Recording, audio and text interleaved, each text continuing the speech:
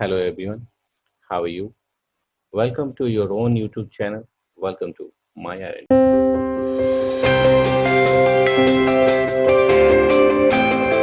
ठीक है। तो लास्ट सेशन में हम लोग बेसिकली एक डेमो ऐप बनाए थे और उसको रन करवा के देखे थे। डेवलपमेंट बिल्ड और प्रोडक्शन बिल्ड बनाए थे, दोनों में क्या डिफरेंस है वो भी देखे थे। और लोकल होस्ट को कैसे राउट करके ऑनलाइन कहीं से भी एक्सेस किया जा सकता है ये भी देखे थे। तो आज के सेशन में हम लोग प्रॉपर एंगुलर में इन करेंगे और एंगुलर का जो कंपोनेंट्स है, जो एलिमेंट्स है, उसको डिस्कस करेंगे। तो एक एप्लीकेशन मैंने पहले से बना रखा है, ये डेमो 2 है, डेमो ऐप 2। लास्ट सेशन में डेमो ऐप बनाए थे और ये डेमो ऐप 2 है। तो जब भी कोई एंगुलर का एप्लीकेशन बनाते हैं CLI के थ्रू, तो बेनिफिट ये होता है कि पूरे प्रोजेक्ट का स्ट्रक्चर वो क्रिएट करके हमें दे देता है। जो स्ट्रक्चर क्रिएट करके मिलता है हमें, उसके अंदर अगर SRC में जाए तो एक्चुअल कोड हमें इसी SRC फोल्डर के अंदर लिखना पड़ता है। इसमें एक फाइल जो बहुत इंपॉर्टेंट है एंगुलर के लिए, वो है main.ts। जैसे सी का प्रोग्रामिंग करते हैं, C++ या जावा का करते हैं, तो वहाँ भी मेन फंक्शन बनाते हैं हम लोग, या मेन फाइल भी कह सकते हैं उसको। तो वैसे ही यहाँ भी ये इंपॉर्टेंट है main.ts। हम लोग देखेंगे कि इसका क्या यूज़ है। index.html तो इम्पॉर्टेंट है ही, किसी भी वेब एप्लीकेशन के लिए ये चाहिए होता है। तो ये दो फाइल डिस्कस करेंगे। इसके अलावे ऐप फोल्डर के अगर अंदर जाएं तो बाय डिफ़ॉल्ट एक कंपोनेंट बना करके दिया जाता है और जिसका नाम है app.component.ts। इसको अगर खोलें तो यहाँ पे इसको डिस्कस करेंगे कि क्या है ये जो @ सिंबल वाला जो चीज़ है, इसको डेकोरेटर बोला जाता है एंगुलर के कॉन्टेक्स्ट में। तो यहाँ पे @कंपोनेंट ये एक डेकोरेटर है। और एंगुलर में डेकोरेटर का बहुत इंपॉर्टेंस है। किसी भी चीज़ को डिफ्रेंशिएट करने के लिए डेकोरेटर का ही यूज़ करते हैं। जैसे ये कंपोनेंट है, इसका पता कैसे चल रहा है? कंपोनेंट डेकोरेटर की मदद से। अगर ये कोई सर्विस होता तो उसके लिए कोई और डेकोरेटर होता। अगर कोई डायरेक्टिव होता तो उसके लिए कोई और डेकोरेटर होता। अगर ये मॉड्यूल होता तो डेकोरेटर कोई और होता। तो बाई डिफ़ॉल्ट हमें एक मॉड्यूल भी बना के दिया जाता है और उसका नाम है app.module.ts। अगर इस मॉड्यूल को देखें तो यहाँ देख रहे हैं डेकोरेटर चेंज हो गया। ये @कंपोनेंट नहीं है, @ng मॉड्यूल है। तो ये डेकोरेटर एंगुलर को बताता है कि ये जो हमारा एंटिटी है वो क्या है। वो मॉड्यूल हो सकता है, वो कंपोनेंट हो सकता है, वो सर्विस हो सकता है, वो पाइप हो सकता है, वो डायरेक्टिव हो सकता है, या कुछ और भी चीज़ हो सकता है। तो बेसिकली उसका आइडेंटिटी डिपेंड करता है उसके डेकोरेटर्स पे। तो बेसिकली डेकोरेटर का कंसेप्ट जावा स्क्रिप्ट में आया था। जावा स्क्रिप्ट का जो वर्जन 5 था उसमें नहीं था, 6 में भी नहीं था, 7 में डेकोरेटर का कंसेप्ट आ गया था। तो एंगुलर वालों ने उसको इम्प्लीमेंट कर लिया है। तो एंगुलर की अगर बात करें तो सबसे इम्पॉर्टेंट है मॉड्यूल। एक जो मॉड्यूल होता है वो एंगुलर का और जो जावा स्क्रिप्ट का मॉड्यूल है, वो दोनों में कंफ्यूज नहीं होना है। जावा स्क्रिप्ट का मॉड्यूल अलग होता है, एंगुलर का जो मॉड्यूल होता है वो अलग होता है। एंगुलर का जो मॉड्यूल होगा उसे बनाने के लिए हम लोग @ng मॉड्यूल डेकोरेटर का यूज़ करेंगे। एंगुलर का जो मॉड्यूल होगा उसको बनाते समय डेकोरेटर को एक ऑब्जेक्ट पास करना पड़ता है, ये आप देख सकते हैं। कर्ली ब्रेस से स्टार्ट हुआ और कर्ली ब्रेस पे एंड हो गया, ये एक ऑब्जेक्ट है। सिमिलरली अगर हम कंपोनेंट को देखें, जो out of the box component जो हमें बना के दिया गया है, वहाँ भी जब हम कंपोनेंट बना रहे हैं डेकोरेटर की मदद से, तो वहाँ भी एक ऑब्जेक्ट पास कर रहे हैं डेकोरेटर को। ये कर्ली ब्रेस से स्टार्ट हुआ और कर्ली ब्रेस से एंड हो गया। तो सबसे पहले यही दोनों चीज़ को हम देखेंगे कि ये क्या है। तो अगर मॉड्यूल की बात करें तो इसको जो हम ऑब्जेक्ट पास कर रहे हैं उसके कुछ एट्रीब्यूट्स हैं। एट्रीब्यूट जैसे एक है डिक्लेरेशन, दूसरा है इंपोर्ट्स, तीसरा है प्रोवाइडर्स और चौथा है बूटस्ट्रैप। इसके अलावे अदर एट्रीब्यूट्स भी होते हैं लेकिन ये ज़्यादा इम्पॉर्टेंट है। तो ये सारे चीज़ को डिस्कस करेंगे, लेकिन क्विकली अगर इस चीज़ को देखें तो एक पीपीटी मैंने बना रखा है, मैं खींचता हूँ इसे। ये तो अगर एंगुलर मॉड्यूल की बात करें तो एंगुलर मॉड्यूल के अंदर जो एट्रीब्यूट्स हैं, डिक्लेरेशंस का यूज़ हम लोग करते हैं जब कोई कंपोनेंट, डायरेक्टिव या पाइप्स का डिक्लेरेशन करना हो। इंपोर्ट्स एरे का हम लोग यूज़ करते हैं जब किसी कोर मॉड्यूल को यूज़ करना हो, या किसी लाइब्रेरी का यूज़ करना हो, या फिर कोई हम कस्टम मॉड्यूल्स बनाते हैं तो उसे भी, उससे लिंक करने के लिए, जो हमारा रूट मॉड्यूल है उससे लिंक करने के लिए इंपोर्ट्स सेक्शन का यूज़ करते हैं। वैसे ही अगर हम सर्विस बना रखे हैं तो उस सर्विस बना रखें या फिर कोर मॉड्यूल से कोई सर्विस यूज़ कर रहे हैं, तो उस केस में भी हम प्रोवाइडर के अंदर उसको लाइन अप कर सकते हैं। और एक जो सबसे इम्पॉर्टेंट है, बूट स्ट्रैप। किस कंपोनेंट को स्टार्ट करना है बाय डिफ़ॉल्ट, उसके लिए बूट स्ट्रैप में हम स्पेसिफाई करते हैं उस कंपोनेंट का नाम। तो ये सारे हैं, डिटेल्स में हम लोग आगे देखेंगे इसको, बट बेसिक डिटेल्स के लिए ये स्लाइड मैंने बना दिया था। तो अगर यहाँ पे आए तो यहाँ पे देख सकते हैं, ये जो एनजी मॉड्यूल है बाय डिफ़ॉल्ट जो मॉड्यूल हमारा बना है, जिसका नाम यहाँ पे बॉटम पे है ऐप मॉड्यूल। इसके अंदर डिक्लेरेशन में एक कंपोनेंट है ऐप कंपोनेंट, ये बाय डिफ़ॉल्ट बन के आया था, और एक दूसरा कंपोनेंट मैंने बना रखा है फर्स्ट कंपोनेंट। तो ये कंपोनेंट डिक्लेरेशन सेक्शन के अंदर आया है। एक मॉड्यूल है ब्राउज़र मॉड्यूल, जो हम प्लेटफॉर्म ब्राउज़र से इंपोर्ट कर रहे हैं और उसको यूज़ कर रहे हैं।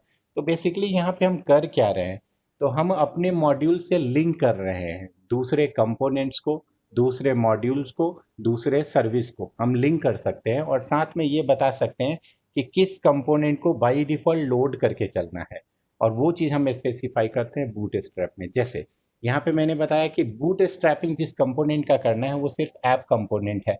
मैंने बोला कि स्टार्टिंग में सिर्फ एक ही कंपोनेंट को लोड करना है जिसका नाम ऐप कंट्रोल कंपोनेंट है। हम चाहते तो उसको बता सकते थे कि किसी दूसरे कंपोनेंट को भी स्टार्ट कर दो। फॉर एग्जांपल ऑलरेडी हमारे पास एक कंपोनेंट है फर्स्ट कंपोनेंट, तो इसको भी स्टार्ट करना है, तो इस टाइप से स्पेसिफाई कर सकते थे। या फिर और भी कुछ कंपोनेंट है तो उसको भी यहाँ पे स्पेसिफाई कर सकते हैं, लेकिन इन जनरल हम लोग एक ही रखते हैं ताकि एक ही लोड हो, जिससे बेनिफिट क्या होगा, इनिशियल रेंडरिंग काफ़ी फास्ट होगा एक कंपोनेंट अगर लोड करके चल रहे हैं तो ये चीज़ है। इंपोर्ट में मॉड्यूल लेंगे, डिक्लेरेशन में मैंने बता ही दिया कि क्या लेना है। प्रोवाइडर्स में सर्विस लेंगे, अभी कोई सर्विस हम यूज़ नहीं कर रहे हैं इसलिए इसका यूज़ नहीं कर रहे हैं। जैसे कॉमन एग्जांपल है, जब हमें किसी रेस्ट एपीआई को कॉल करना होगा तो उस केस में आउट ऑफ द बॉक्स एक मॉड्यूल है HTTP क्लाइंट मॉड्यूल, तो वो कोर मॉड्यूल के अंदर होता है, कोर मॉड्यूल में नहीं होता है, HTTP मॉड्यूल के अंदर ही होता है, कॉमन मॉड्यूल के अंदर। तो उस केस में वो सर्विस जब हम यूज़ करेंगे तो पहले उस सर्विस को इंपोर्ट करेंगे, इंपोर्ट करने के बाद उसको स्पेसिफाई करना होगा प्रोवाइडर एरे के अंदर, तब जाके हम उस सर्विस को यूज़ कर पाएंगे। तो जो भी सर्विस है उसको मॉड्यूल से लाइन अप करना पड़ेगा, लिंक करना पड़ेगा, और जब सर्विस को मॉड्यूल से लिंक करते हैं तो उसको प्रोवाइडर सेक्शंस के अंदर डिक्लेयर करना पड़ता है। डिक्लेरेशन में क्या रखेंगे, कंपोनेंट, डायरेक्टिव और पाइप। इंपोर्ट्स में क्या रखेंगे, दूसरा डिपेंडेंट मॉड्यूल, जैसे यहाँ ब्राउज़र मॉड्यूल को यूज़ किया गया है। प्रोवाइडर्स के अंदर सर्विसेज को, बूट स्ट्रैप में वैसा कंपोनेंट जिसको स्टार्टिंग में ही स्टार्ट कर देना है। तो ये था मॉड्यूल्स के बारे में। अब देखते हैं कि प्रोग्राम का जो ये एंगुलर का एप्लीकेशन है इसका एग्जीक्यूशन कैसे होता है, इसका एग्जीक्यूशन का फ्लो क्या है। तो बेसिकली किसी भी एप्लीकेशन को जब डिप्लॉय कर दिया जाता है तो सबसे पहले जो फाइल उसका रन करता है वेब एप्लीकेशन का, वो फाइल होता है हमारा index.html। तो इस कोड में अगर नहीं देखें, डिस्ट्रीब्यूशन फाइल में भी देखें, यहाँ भी index.html आ गया होगा। तो सबसे पहले ये लोड हुआ होगा, और जब index.html लोड हुआ होगा तो यहाँ पे कुछ एडिशनल स्क्रिप्ट भी लोड हो रहा है साथ में। ये मैं लाइन चेंज करके दिखा रहा हूँ, बहुत सारे स्क्रिप्ट है। ऑलरेडी हमने ये सारे फाइल को डिस्कस किया था लास्ट सेशन में। ये रन टाइम का जो जावा स्क्रिप्ट होता है वो क्या होता है, मेन क्या होता है, वेंडर क्या होता है, और ये भी हम डिस्कस किए कि दो दो फाइल क्यों होते हैं। जैसे अगर फर्स्ट को देखें यहाँ पे तो रन टाइम ES2015 है, साथ में रन टाइम ES5 भी है, तो दो दो फाइल है। पहले इसको सबको लाइन में कन्वर्ट करें।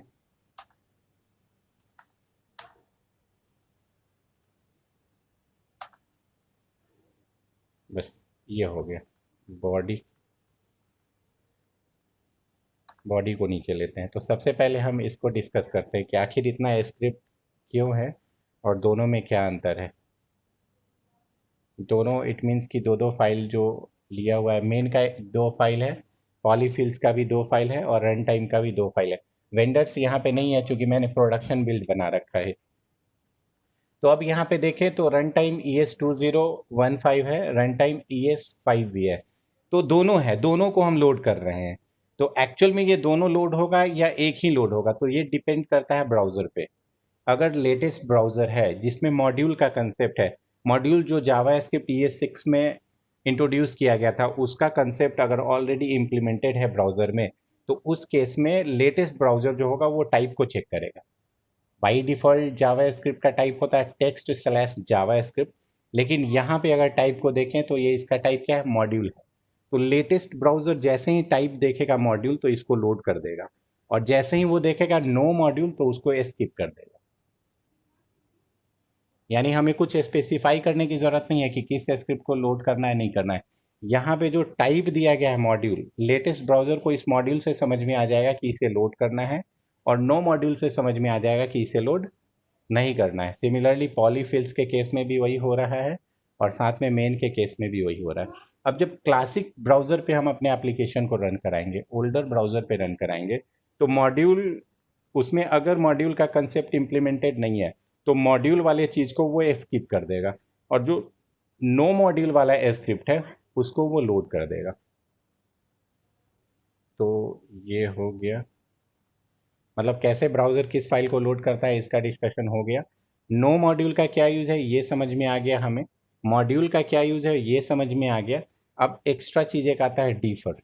इस डीफर का क्या मतलब है? तो बेस दो चीज़ होता है, एक होता है असिंक और एक होता है डीफर। असिंक का मतलब होता है वो असिंक्रोनसली इस स्क्रिप्ट को लोड करे, डीफर का भी वही मतलब होता है। डीफर भी असिंक्रोनसली ही लोड करता है, लेकिन डीफर ये मेक श्योर करता है कि जब हमारा जो एच टी एम एल का कोड है उसका डॉम बन जाएगा, उसका पार्सिंग हो जाएगा, उसके बाद ही ये स्क्रिप्ट रन करेगा। लेकिन अगर हम असिंक कीवर्ड को यूज़ करके लोड कर रहे हैं तो वो लोड करेगा, और जैसे ही लोड होगा इमीडिएटली उसके स्क्रिप्ट का एग्जीक्यूशन हो जाएगा। लेकिन डीफर के केस में ऐसा नहीं होगा, इसलिए डीफर जो है वो सेफ है, क्योंकि डीफर में जो हम कोड लिखेंगे वो तभी रन करेगा जब पहले से हमारा डॉम रेडी होगा और सारा एच का पार्सिंग हो चुका होगा। तो इस केस में एरर आने का चांसेस बहुत कम है, ऑलमोस्ट नहीं ही आएगा, इसलिए हम लोग डीफर को यूज़ करते हैं। तो डीफर क्लियर हो गया, नो मॉड्यूल क्लियर हो गया, मॉड्यूल को भी बता दिया। यहाँ में किसी को कुछ डाउट है क्या, कुछ डिस्कस करना है? नहीं सर। नहीं, तो आगे बढ़ते हैं। स्क्रिप्ट का कंसेप्ट क्लियर, बेसिकली 6 स्क्रिप्ट हम लोग ले रहे हैं एच टी एम एल के अंदर, लेकिन इसमें से 3 ही रन करेगा डिपेंडिंग ऑन द ब्राउज़र। अगर लेटेस्ट है तो टाइप मॉड्यूल वाला रन करेगा, अगर क्लासिक ब्राउज़र है, ओल्डर ब्राउज़र है तो नो मॉड्यूल वाला रन करेगा। डीफर का भी कंसेप्ट क्लियर हो गया, ठीक है। एच टी एम एल ये लोड हुआ, एच टी एम एल जब ये लोड हुआ होगा तो साथ में ये सारा स्क्रिप्ट लोड हो गया। अब जब ये स्क्रिप्ट लोड हो गया, यहाँ पे रन टाइम की अगर हम बात करें तो लास्ट सेशन में भी हमने डिस्कस किया था कि रन टाइम में बेसिकली वेब पैक होता है जो मॉड्यूल को लोड करवाने में हेल्प करता है। पॉलीफिल्स वो होता है जो कुछ लेटेस्ट फीचर्स जो हम यूज़ कर रहे हैं ब्राउज़र में वो इम्प्लीमेंटेड नहीं है, तो उसको उसका पैच ये प्रोवाइड करता है। मतलब इसमें लेटेस्ट जो कोड हम यूज़ करते हैं उसका इसमें पहले से इम्प्लीमेंटेशन किया हुआ है, इसलिए वो सारी चीज़ें चलेंगी। एंगुलर ये मेक श्योर करता है कि हम लेटेस्ट फीचर्स को भी यूज़ कर सकते हैं और वो किसी भी ब्राउज़र में रन करेगा, और वो पॉसिबल हो पाया ड्यू टू पॉलीफिल। तीसरा जो हमारा मेन है तो ये एक्चुअल स्क्रिप्ट है, इसके अंदर हमारा मॉड्यूल, हमारा कंपोनेंट, हमारा पाइप, हमारा सर्विस, या इसके अलावा जो भी हम यूज़ करते हैं एंगुलर में वो सारा कुछ मेन डॉट जे एस में पड़ा होता है। तो ये सारा स्क्रिप्ट लोड हो चुका है। अब एंगुलर का एग्जीक्यूशन के लिए वो सबसे पहले जंप करेगा मेन पे। अगर हम मेन पे आए, ऊपर में कुछ डिपेंडेंसी को इंपोर्ट किया गया है, एनवायरमेंट सेट किया गया है कि प्रोडक्शन मोड में रन करवाना है या फिर डेवलपमेंट में, ये बाद में हम फर्दर फिर से डिस्कस करेंगे। जो यहाँ इंपॉर्टेंट चीज़ है वो लाइन नंबर 11 पे है, और ये बता रहा है कि बूट स्ट्रैप मॉड्यूल यानी किस मॉड्यूल को स्टार्ट करना है। एक एप्लीकेशन में हम एक से ज़्यादा मॉड्यूल क्रिएट कर सकते हैं। इवन हम लोग जब कोई सॉफ्टवेयर बनाते हैं या वेबसाइट बनाते हैं तो उसमें जितने तरह का फंक्शनैलिटी होता है, फीचर्स होता है, उतना मॉड्यूल्स हम बनाते हैं। जैसे एक डैशबोर्ड बनानी है तो एक मॉड्यूल बनाएंगे डैशबोर्ड, अगर लॉगिन बनानी है तो लॉगिन या फिर यूज़र के लिए एक अलग मॉड्यूल बना लेंगे, या फिर अगर एम्प्लॉय का डिटेल्स मेंटेन करना है तो एम्प्लॉय के लिए एक मॉड्यूल बना लेंगे। यानी जो फंक्शनैलिटी होगा उस फंक्शनैलिटी के लिए एक मॉड्यूल बनाते हैं, और जितने चीज़ का ज़रूरत पड़ेगा उस मॉड्यूल में ही उसको डिफाइन करते हैं, ताकि एक बार जब एम्प्लॉय मॉड्यूल को इंपोर्ट किए तो एम्प्लॉय से रिलेटेड सारा फंक्शनैलिटी आ जाएगा। अगर लॉगिन मॉड्यूल को इंपोर्ट किए तो लॉगिन से रिलेटेड सारा फंक्शनैलिटी आ जाएगा।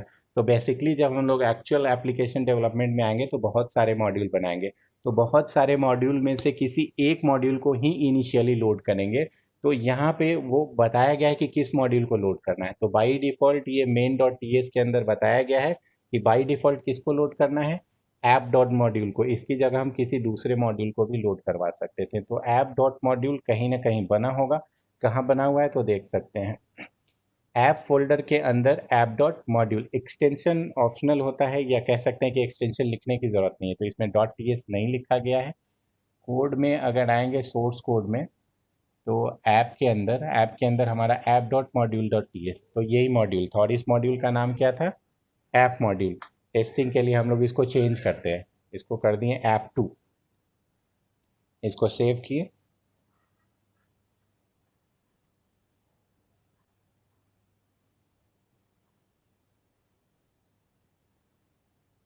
और यहाँ पे एरर आ गया, बोल रहा है, क्या बोल रहा है? App two module is declared here. ये बना हुआ है, लेकिन ऐप मॉड्यूल हम लोग कहीं यूज़ कर रहे हैं, तो basically main dot T S में यूज़ कर रहे हैं, तो मेन डॉट टी एस में उसको नहीं मिला होगा ऐप मॉड्यूल। तो हम लोग क्या करते हैं, सिंपली इसको चेंज कर देते हैं। ये इसलिए मैं चेंज करके दिखा रहा हूँ ताकि हम कंफर्म हो जाए कि हाँ, वही मॉड्यूल यहाँ पे यूज़ हो रहा है। तो हमारा ये ऐप टू, और ये ऐप टू, और इसको सेव की, एरर वैसे ख़त्म हो गया है। लाइव सर्वर है, तो जैसे ही सेव करेंगे वो ऑटोमेटिकली कंपाइल करेगा और ब्राउज़र को रिफ्रेश कर देगा।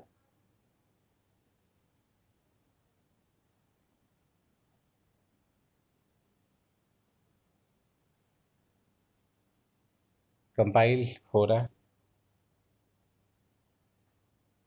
कंपाइल हो गया, कहीं कोई एरर नहीं आया, तो इससे ये कंफर्म हो गया कि जो app dot module dot T S था, यहाँ से एक्सपोर्ट किया गया था ऐप टू मॉड्यूल, और इसी मॉड्यूल को इंपोर्ट किया गया मेन डॉट टी एस में।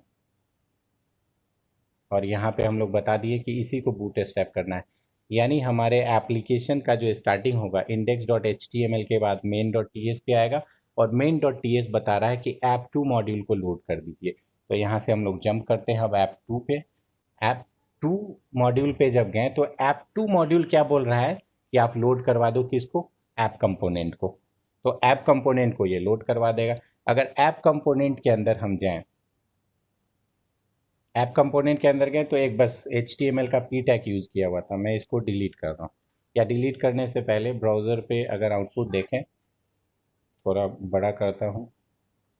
ऐप कंपोनेंट वर्क्स, ये ब्राउज़र पे आउटपुट था, ऐप कंपोनेंट का था ये। अब इसको थोड़ा चेंज कर देते हैं, welcome to demo app two, और इसको सेव की।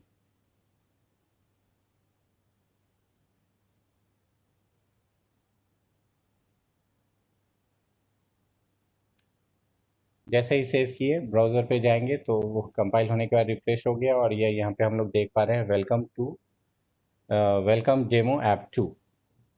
थोड़ा और कंसेप्ट को अगर आगे बढ़ाएं, तो ये HTML चला और ये रन कर गया।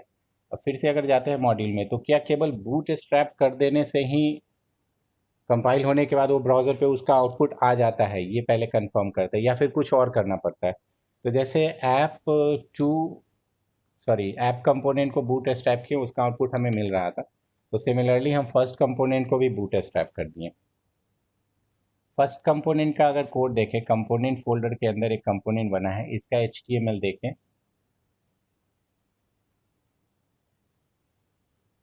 लोड हो रहा है, तो इसमें सिंपली लिखा हुआ है फर्स्ट वर्क्स। तो app dot module dot T S के अंदर मैंने दोनों कंपोनेंट का बूट स्ट्रैपिंग करवाया है, इसका मतलब है दोनों कंपोनेंट मेमोरी में लोड हो गया।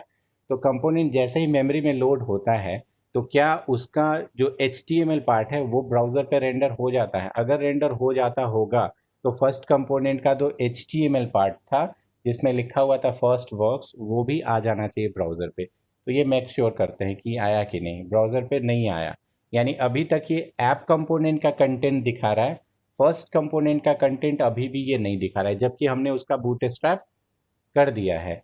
इसका मतलब है कि कंपोनेंट का केवल बूटस्ट्रैपिंग करने से उसका कंटेंट रेंडर नहीं होता है। चलिए एग्जांपल के लिए एक काम और करता हूँ, मैं एक कंपोनेंट और जनरेट करते हैं।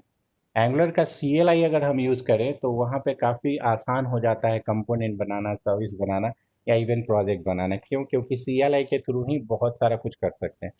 तो NG, और मैं बोल रहा हूँ NG जेनरेट कंपोनेंट, एक नया कंपोनेंट बनाने के लिए मैं बोल रहा हूँ एंगुलर को, और कहाँ बनाना है? तो कंपोनेंट्स फोल्डर के अंदर, और जो कंपोनेंट बनेगा उसका नाम मैं रख रहा हूँ second, ng generate component component slash second, enter की।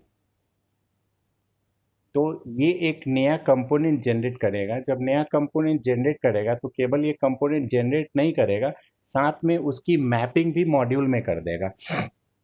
अगर यहाँ पे जो कंपोनेंट जनरेट हुआ है इसको अगर ध्यान से देखें तो एक HTML फाइल बना है, aspect.ts फाइल बना है जिसमें यूनिट टेस्ट केसेस लिखे होते हैं, .ts यानी एक्चुअल जो कंपोनेंट मेरा होता है वो फाइल बनी है, और एक है CSS स्टाइलिंग के लिए। और लास्ट लाइन को अगर ध्यान दें तो लिखा हुआ है update src app slash app dot module dot T S, यानी app dot module dot T S को इसने अपडेट किया। बेसिकली इसने क्या किया होगा, कंपोनेंट जो जनरेट हुआ उसका मैपिंग किया होगा, और मैपिंग के लिए जो 4 एट्रीब्यूट्स थे उसके अंदर डिक्लेरेशन एट्रीब्यूट्स था, और डिक्लेरेशन एट्रीब्यूट्स के अंदर ये ऑटोमेटिकली सेकंड कंपोनेंट को मैप कर दिया होगा। अगर ध्यान दें तो यहाँ पे जो डिक्लेरेशन एरे था इसमें अब 2 एलिमेंट नहीं 3 है, ऐप कंपोनेंट, फर्स्ट कंपोनेंट और second component. Boot strapping 2 component का हो रहा था, मैंने बोला तीसरे को भी कर दूं, यानी सेकंड कंपोनेंट। तीनों कंपोनेंट मेमोरी में लोड हो गया होगा, लेकिन स्क्रीन पे रेंडर क्या होता है ये देखते हैं। क्या तीनों कंपोनेंट रेंडर हो गया होगा या एक ही कंपोनेंट रेंडर हुआ? कंपाइल हो चुका है, ब्राउज़र पे आते हैं। अभी भी हम देख पा रहे हैं कि वेलकम टू डेमो ऐप 2 ही है, बाकी 2 कंपोनेंट रेंडर नहीं हो रहा है, जबकि उसका बूट स्ट्रैपिंग हो चुका है। क्यों? Any idea? Anyone? Hello?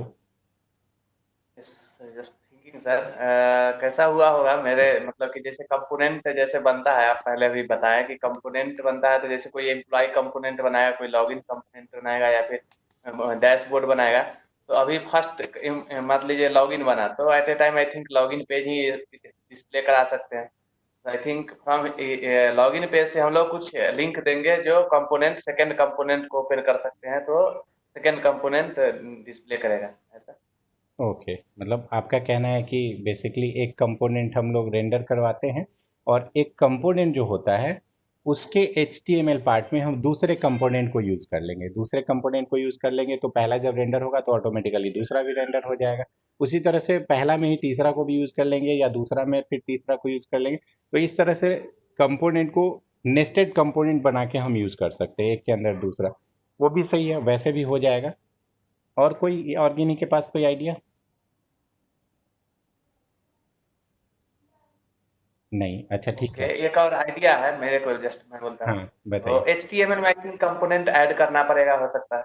Exactly, that is the main point. इसीलिए सबको हालांकि कुछ ना कुछ ढूंढना चाहिए, जो भी दिमाग में है सोचना चाहिए कि क्या हो रहा होगा। तो बेसिकली जब बूट स्ट्रैपिंग करते हैं हम लोग तो मेमोरी में तो लोड हो जाता है, ऐप कंपोनेंट भी लोड हुआ, फर्स्ट कंपोनेंट भी लोड हुआ, सेकंड कंपोनेंट भी लोड हुआ, हजारों कंपोनेंट का हम बूट स्ट्रैपिंग एक साथ करवा सकते हैं।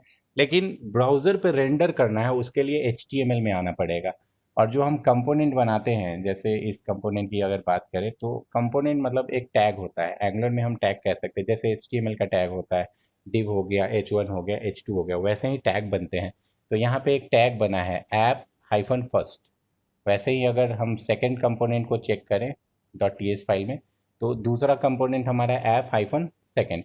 वैसे ही अगर जो out of the box component था app dot component dot T, इसको चेक करें तो यहाँ भी एक डायरेक्टिव का नाम है, नाम क्या? App hyphen root. तो ये जो टैग्स है, जो टैग्स बन रहे हैं, इस टैग को कॉल करना पड़ेगा, यूज़ करना पड़ेगा, तब जाके इसका कंटेंट रेंडर होगा ब्राउज़र पे। तो फर्स्ट फाइल जो हमारा रेंडर हुआ था वो था index.html, और index.html पे जाएंगे तो देखेंगे कि यहाँ पे एक कंपोनेंट यूज़ किया गया, ऐप हाइफन रूट। और यही डायरेक्टिव बता रहा है कि ऐप रूट, ऐप कंपोनेंट यानी ऐप हाइफन रूट टैग को रेंडर कीजिए ब्राउज़र पे। तो जो HTML का बॉडी सेक्शन होगा उसमें सिर्फ एक ही कंपोनेंट आ रहा है, क्योंकि यहाँ पे हमने एक ही मेंशन किया है। लोड है लेकिन हमने रेंडर नहीं करवाया, इसलिए नहीं आया। तो बाकी को भी रेंडर कर लेते हैं। ऐप फर्स्ट, अभी भी सेकंड को नहीं करते हैं, तो इसको सेव करें, और ऐप रूट के साथ इस बार फर्स्ट भी रेंडर हो जाना चाहिए। तो कंपाइल हो गया है, एक बार देख लें, रिफ्रेश हो रहा है, और रिफ्रेश होने के ये बाद ये बोल रहा है फर्स्ट वर्क्स। तो आपका सेकंड वाला गेसिंग सही था, मतलब HTML में उसको कॉल किया गया। बेसिकली आपका फर्स्ट वाला भी सही था। अगर हम ऐप कंपोनेंट के अंदर फर्स्ट और सेकंड को कॉल करते तो भी वो रेंडर हो जाता, या फिर वहाँ से रेंडर नहीं कर रहे हैं तो डायरेक्ट हम index.html से भी रेंडर करवा सकते हैं। सिमिलरली हम यहाँ से कॉल कर ले रहे हैं सेकंड को, ऐप सेकंड,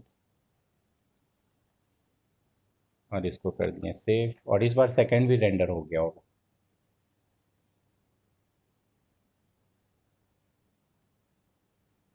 कंपाइल हुआ, स्क्रीन रिफ्रेश, लाइव रीलोडिंग, और सेकंड भी आ गया। ज़रूरी नहीं कि ऐप रूट को हम यूज़ करें ही करें, हम चाहें तो इसको कमेंट भी कर सकते हैं, बट उसकी जगह दूसरा कंपोनेंट को हम रेंडर करवा सकते हैं। मैंने अभी ऐप रूट को कमेंट कर दिया, सिर्फ फर्स्ट और सेकंड हमें चाहिए। तो कंपाइल हो गया, और इस बार वेलकम टू जेमो ऐप 2 नहीं आना चाहिए, कुछ भी नहीं आया।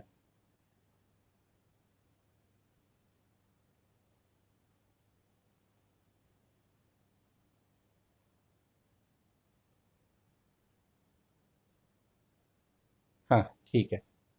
अभी जब पहला वाला को मैंने कमेंट किया तो अभी कुछ भी नहीं आया यहाँ पे, क्यों? चलते हैं हम लोग, हालांकि बूटस्ट्रैपिंग तो कर दिया था मैंने। App component, first component, second component, एक बार इसको हटा लेता हूँ।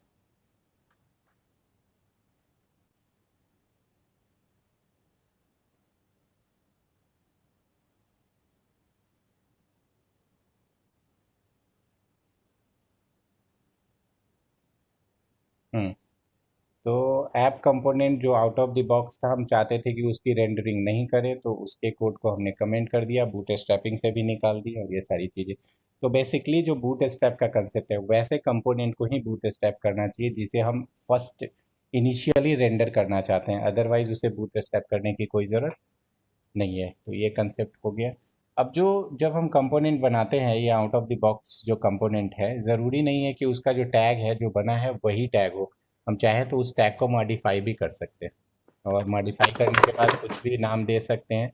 जैसे इसका नाम दे दिया मैंने 1, लेकिन हाइफन वगैरह यूज़ करना पड़ेगा क्योंकि अदरवाइज ब्राउज़र कंफ्यूज हो जाएगा। तो मैंने इसका नाम रख दिया ऐप-1, इसको किए सेव।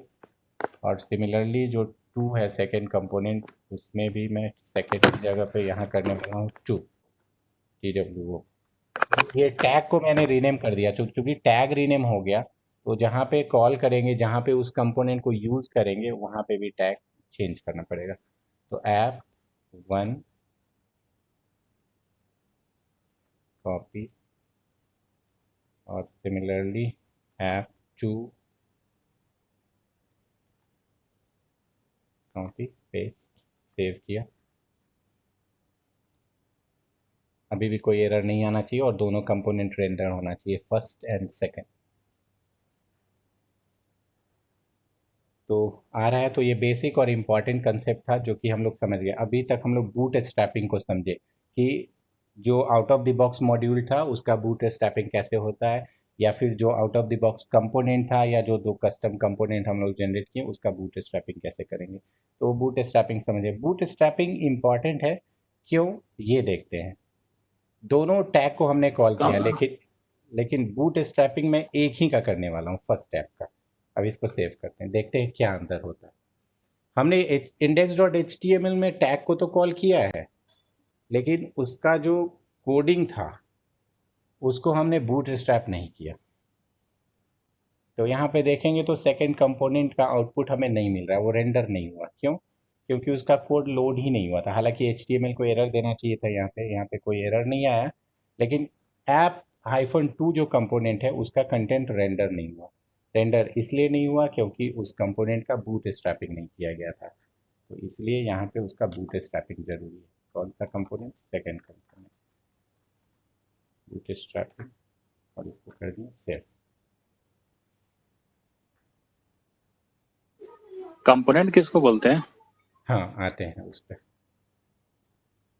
तो ये चल रहा है। अब एंगुलर में सबसे पहले हम लोग बात करें मॉड्यूल की। तो एंगुलर में मॉड्यूल क्या होता है? तो बेसिकली मॉड्यूल एक कलेक्शन, हम कह सकते हैं मॉड्यूल को एक पैकेज टाइप समझ सकते हैं। और एक मॉड्यूल जो होगा उसके बहुत सारे एलिमेंट हो सकते हैं, और जो एलिमेंट्स होगा वो क्या होगा, वो एक कंपोनेंट हो सकता है, डायरेक्टिव हो सकता है, पाइप हो सकता है, दूसरा मॉड्यूल हो सकता है, ये सर्विसेज हो सकता है। तो ये सारे मॉड्यूल्स के एलिमेंट्स होंगे। अब एक एक करके हम लोग आएंगे कि कंपोनेंट क्या होता है, डायरेक्टिव क्या होता है, पाइप क्या होता है, कोर मॉड्यूल्स क्या क्या है, कस्टम मॉड्यूल्स हम लोग कैसे बनाएंगे, सर्विस कैसे बनाएंगे, ये सारी चीज़ पे आएंगे। तो मॉड्यूल्स का जो भी एलिमेंट्स था वो हम लोग डिस्कस कर लिए। तो अब हम लोग आते हैं कंपोनेंट्स पे। तो बेसिकली एंगुलर में जो कंपोनेंट होता है वो क्या होता है, तो वो एक क्लास होता है, कह सकते हैं कि कंपोनेंट एक क्लास होता है, और इस क्लास को डेकोरेट करना पड़ता है। या हम लोग कंपोनेंट फाइल वाले चलते हैं। तो जो हमारा कंपोनेंट है वो एक क्लास है, जैसे यहाँ पे फर्स्ट कंपोनेंट एक क्लास है, लेकिन ये जो क्लास है इसको हम डेकोरेट करेंगे, इसको डेकोरेट करना पड़ेगा। एंगुलर में किसी क्लास को ही कंपोनेंट बनाया जा सकता है, किसी क्लास को ही मॉड्यूल बनाया जा सकता है, किसी क्लास को ही पाइप बनाया जा सकता है, किसी क्लास को ही डायरेक्टिव बनाया जा सकता है। लेकिन क्लास का आइडेंटिटी कैसे पता चलेगा, तो उस क्लास का आइडेंटिटी बताने के लिए डेकोरेटर का यूज़ करना पड़ता है। जब कोई क्लास डेकोरेट किया गया हो eight the rate of component से, तो हम उसे कंपोनेंट कहेंगे। अगर वो डेकोरेट किया गया हो एट द रेट, आ गया, at the rate N G module से, तो हम उस क्लास को मॉड्यूल कहेंगे। वैसे ही अगर डेकोरेट किया गया हो पाइप से एट द रेट पाइप, तो उसे हम पाइप कहेंगे। अगर एट द रेट डायरेक्टिव से डेकोरेट किया गया हो तो उस क्लास को हम लोग डायरेक्टिव कहेंगे। अगर injectable eight the rate injectable से डेकोरेट किया गया हो तो उसे हम कहेंगे सर्विस।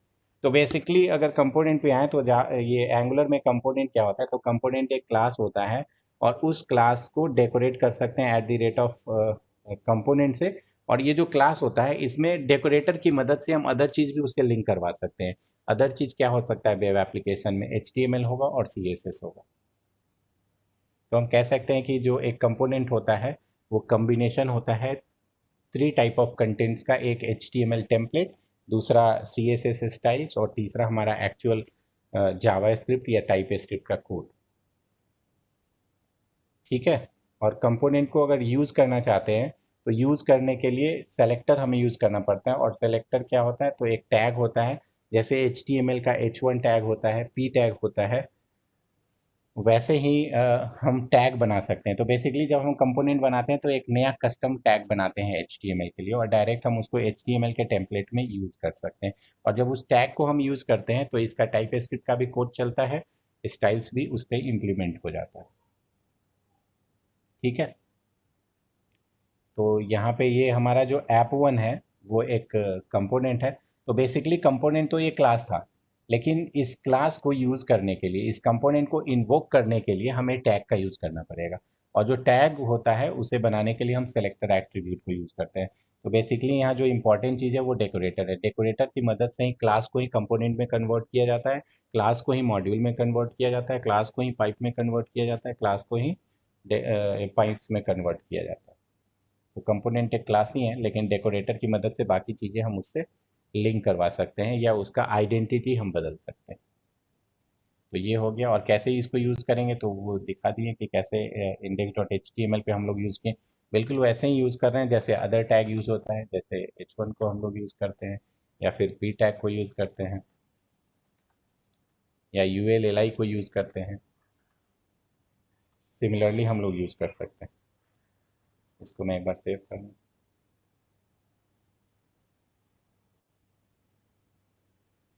ये हेलो आ गया है, पी आ गया है। बाकी एंगुलर वाला जो कंपोनेंट है उसमें थोड़ा टाइम लगा, तो ऑब्वियसली टाइम लगेगा क्योंकि एंगुलर के अनुसार उसका पार्सिंग होगा, टाइप स्क्रिप्ट के कोड का ट्रांसपाइलेशन होगा, और तब जाके वो रेंडर करेगा।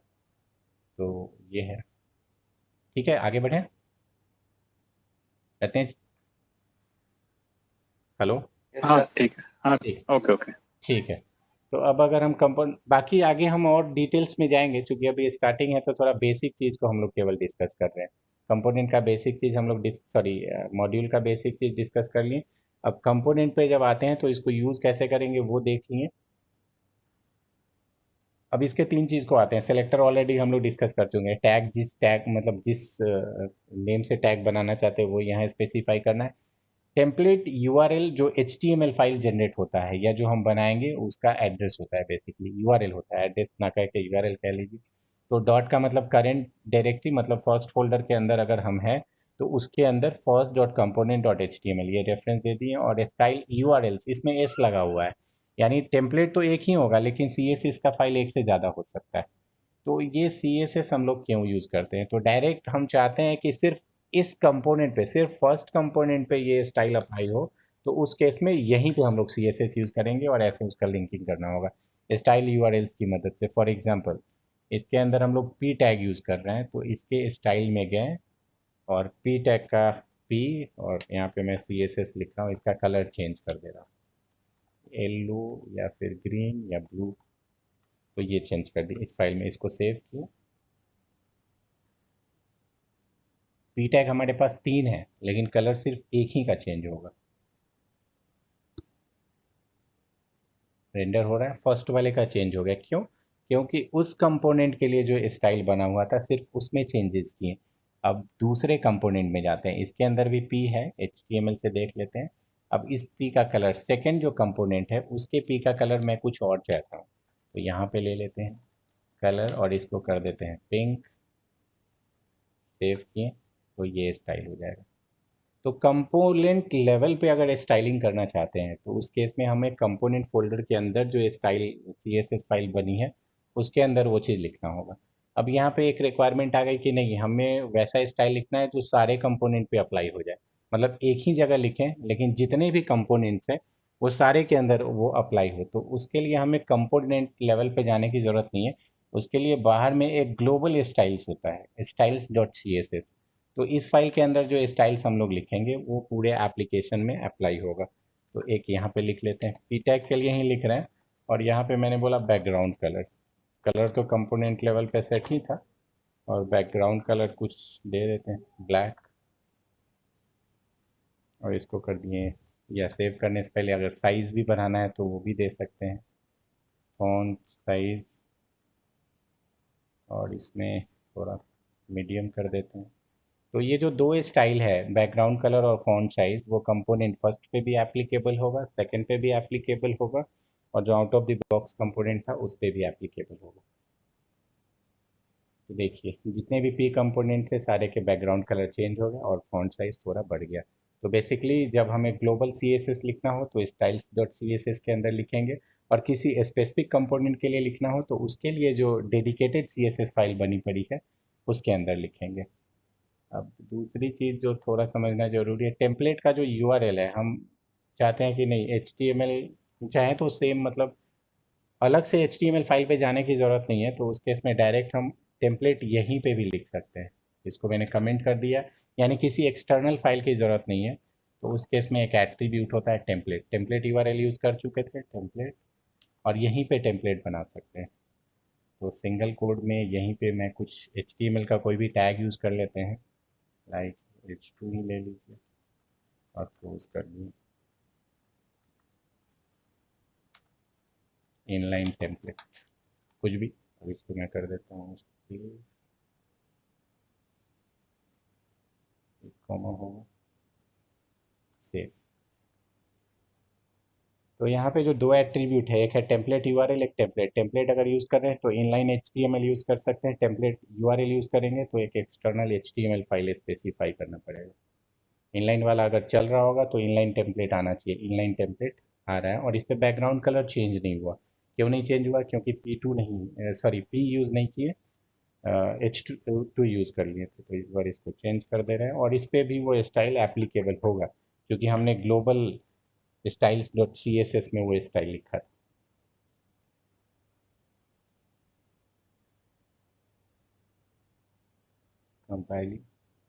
कंपाइल हो चुका है, और ये इस बार बैकग्राउंड कलर चेंज हो गया।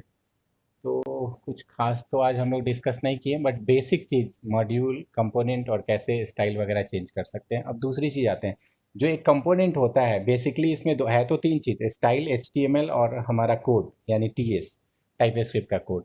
तो टाइप स्क्रिप्ट में जो हम वेरिएबल्स बनाते हैं डायरेक्ट बना सकते हैं, यहाँ पे कोई कॉन्स्ट, वैर या लेट लगाने की ज़रूरत नहीं है, डायरेक्ट एक वेरिएबल नाम ही रख देते हैं इसका, वेरिएबल या एक्स रख लेते हैं, x type a string equals to first first variable. तो यहाँ जो वेरिएबल बनाते हैं हम लोग कंपोनेंट के अंदर, क्लास के अंदर, ये वेरिएबल डायरेक्ट हम लोग HTML पे यूज़ कर सकते हैं। ये ऑटो बाइंडिंग होता है एंगुलर में।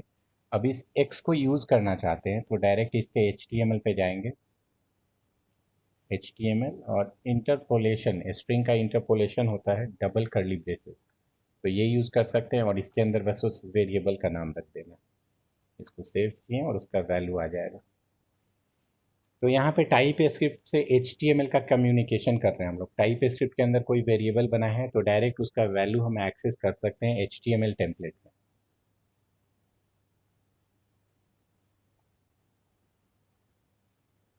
रेंडर हो गया है।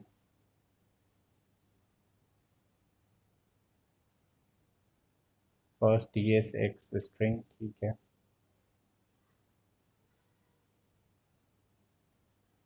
ये तो हो गया है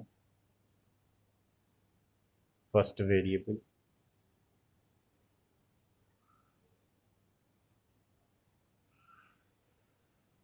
आ रहा है कि नहीं पता ही नहीं चल रहा है। मे बी कलर वगैरह का कुछ हो, तो एक काम करते हैं, इसको किसी टैग के अंदर प्रिंट कर लेते हैं, और बेहतर है कि P टैग के अंदर ही कर लें ताकि उस पर वो स्टाइल भी अप्लाई हो जाए। P and then post save।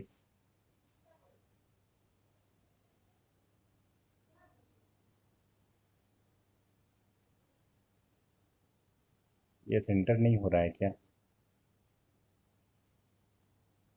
Inline template second, okay okay, 1 second. ठीक है, ये रेंडर नहीं हो रहा है। क्यों रेंडर नहीं हो रहा है?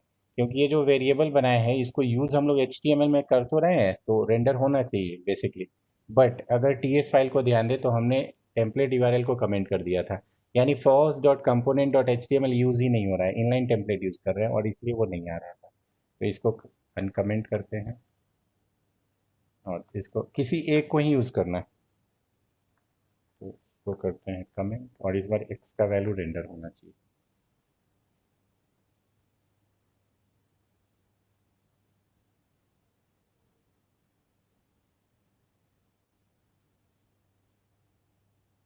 फर्स्ट वेरिएबल आ रहा है यहाँ पे। तो यहाँ पे हम लोग क्या किए, टाइप स्क्रिप्ट के अंदर एक वेरिएबल बनाए और डायरेक्ट उसको HTML से एक्सेस कर लिए। अगर कुछ भी चेंजेज होता है इस वेरिएबल के अंदर, x के अंदर x का वैल्यू चेंज होता है तो ऑटोमेटिकली ये रेंडर हो जाएगा HTML पे। ये binding out of the box होता है एंगुलर में, बेसिकली टू वे बाइंडिंग होता है यहाँ पे। तो अगर कोड में कुछ चेंजेस करते हैं तो ऑटोमेटिकली UI साइड पे रिफ्लेक्ट होगा। अगर UI साइड से कुछ भी चेंज करते हैं तो ऑटोमेटिकली कोड के पास, यानी टाइप स्क्रिप्ट के पास चला आएगा। तो ये जो टू वे बाइंडिंग का कंसेप्ट है एंगुलर में, वो आउट ऑफ द बॉक्स होता है। तो अभी हम लोग टाइप स्क्रिप्ट से HTML पे कंटेंट को भेजे थे, HTML से कंटेंट रिसीव करके हम टाइप स्क्रिप्ट के कोड के अंदर भी ला सकते हैं। तो उसके लिए बेसिकली हमें इनपुट लेना होगा, जो दो तरह से कर सकते हैं। या तो इनपुट फील्ड्स बनाने पड़ेंगे, जैसे टेक्स्ट बॉक्स हो गया, या रेडियो बटन्स हो गया, या टेक्स्ट एरिया हो गया, या ड्रॉप डाउन हो गया, या फिर बटन्स वगैरह हम बना सकते हैं जिसपे कुछ इवेंट करके यूज़र इनपुट दे सकता है। क्लिक इवेंट हो गया, माउस ओवर हो गया, डबल क्लिक हो गया, ये सारा कुछ। तो HTML से इनपुट कोड में लेंगे, कोड से HTML में ऑलरेडी रेंडर हो रहा है। तो ये चीज़ हम लोग करेंगे आगे के सेशंस में। एक चीज़ और क्विकली इसमें कर लेते हैं, ये जो HTML का कंटेंट है, तो एंगुलर में बेसिकली स्ट्रक्चरल डायरेक्टिव का भी कंसेप्ट होता है, और स्ट्रक्चरल डायरेक्टिव यूज़ करके HTML के किसी भी एलिमेंट को मैनिपुलेट कर सकते हैं। फॉर एग्जांपल, एक UL ले लिए और यहाँ पे LI ले रहे हैं, LI, और हम चाहते हैं कि LI 5 बार रेंडर हो। एक बार लिखें लेकिन ये 5 बार रेंडर हो, तो उसके लिए, और उसके अंदर कुछ कंटेंट भी आए, तो एक वेरिएबल ले रहा हूँ मैं, लिस्ट, और एक एरे बना लेते हैं स्ट्रिंग टाइप का, स्ट्रिंग एरे, और इसके अंदर कुछ वैल्यू डाल देते हैं, एप्पल, बॉल,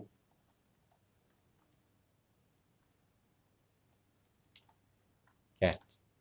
3 वैल्यू का एक एरे बनाए हैं, और इस एरे को हमें आइट्रेट करना है HTML पे, और हम चाहते हैं कि इसको मैनिपुलेट करें बेस्ड ऑन वो एरे। तो एरे यहाँ डायरेक्ट तो एक्सेस कर सकते हैं हम, लेकिन उस एरे के बेस पे एल को मल्टीपल टाइम रेंडर करना चाहते हैं, तो इसका एक डायरेक्टिव, बेसिकली हम लोग डायरेक्टिव पे अलग एक सेशन में पूरा केवल डायरेक्टिव ही डिस्कस करेंगे।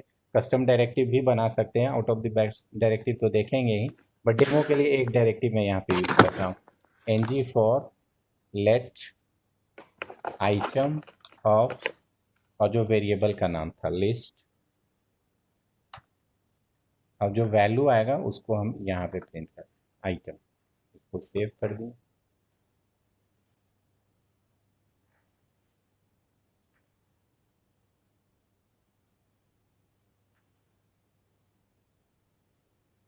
तो यहाँ पे देख रहे हैं कि 3 बार एल रेंडर हो गया, यानी HTML में हम लोग टाइप स्क्रिप्ट का प्रोग्रामिंग इन करवा दिए। तो बेसिकली हम ये नहीं कह सकते हैं कि ये टाइप स्क्रिप्ट है, ये एंगुलर का पार्ट है, ये एंगुलर का डायरेक्टिव है, स्ट्रक्चरल डायरेक्टिव इसको कहा जाता है। तो ये कुछ ब्यूटीज़ हैं एंगुलर का, जिसके थ्रू डायरेक्ट हम HTML डॉम को मैनिपुलेट कर सकते हैं, HTML के अंदर डायरेक्ट कोडिंग को इम्बेड कर सकते हैं, जैसा कि बाकी लैंग्वेजेस में भी करते थे।